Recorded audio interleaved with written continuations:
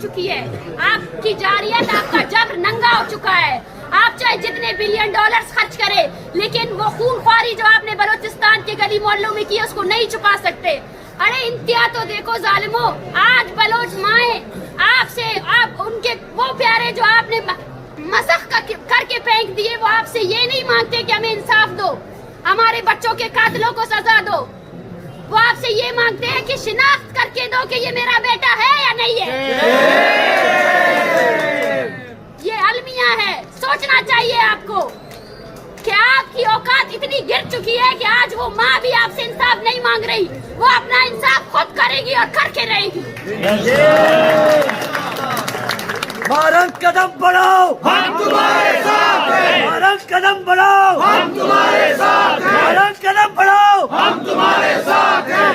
गिरती हुई दीवार